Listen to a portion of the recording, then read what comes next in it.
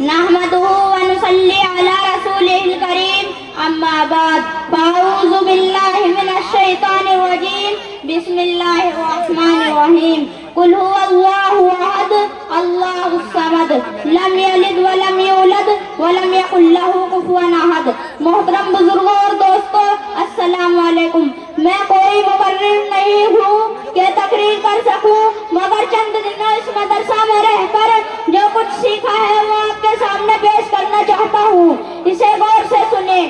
میں نے ابھی آپ کے سامنے قرآن پاک کی ایک سورت کی تلاوت کی ہے جس کا مطلب و مفہوم یہ کہہ دیا گیا ہے کہ اے نبی صلی اللہ علیہ وسلم کہہ دو کہ اللہ ایک ہے، اللہ بے نیاز ہے، اس نے نہ کسی کو جنا اور نہ جنا گیا اور اس کا کوئی ہمسر نہیں ہے.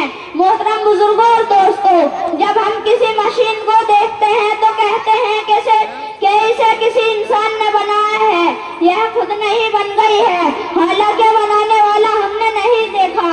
اسی طرح یہ چاند، یہ سورج، یہ زمین، یہ آسمان بھی کسی نے بنایا ہے، حالانکہ بنانے والا ہم کو دکھائی نہیں دے رہا ہے. اسی بنانے والے کا نام اللہ ہے.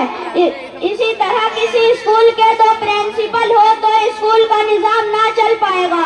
پہلا کچھ حکم دے گا تو دوسرا اس کے خلاف کچھ اور حکم دے گا. اسی طرح کسی گاؤں کے دو پردھان ہو تو گاؤں کا نظام نہ چل پائے گا. پہلا کچھ اور حکم دے گا تو دوسرا اس کے خلاف کچھ اور حکم دے گا. اسی طرح اس پوری دنیا کے بھی تو خدا نہیں، ورنہ یہ دنیا کا نظام نہ چل پاتا. چاند، سورج، زمین، آسمان سب اپنے کاموں کو پابندی سے کر رہے ہیں، جس سے پتا چل رہا ہے کہ ان سب کا مالک ایک ہی ہے اور وہ اللہ رب العزت ہے. اسی لیے ہم مسلمان صرف اللہ کو مانتے ہیں اور کلمہ لا الہ الا اللہ محمد رسول اللہ پر ایمان رکھتے ہیں. اللہ کے سوا کوئی معبود نہیں اور حضرت محمد مصطفیٰ صلی اللہ علیہ وسلم اللہ کے بندے اور اس کے رسول ہیں. یعنی نفع نقصان پہنچانے والی اور کاموں کو بنانے بگاڑنے والی ذات صرف اللہ کی ہے. اس میں کسی انسان یا دوسرے کا کچھ دخل نہیں ہے.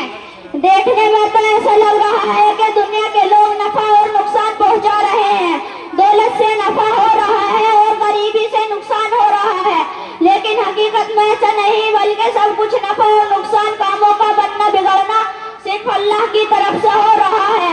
ایک چیوٹی نے کاغذ پر قلم چلتے ہوئے دیکھا تو کہا کہ قلم لکھ رہا ہے، جبکہ لکھنے کا کام آدمی کر رہا تھا.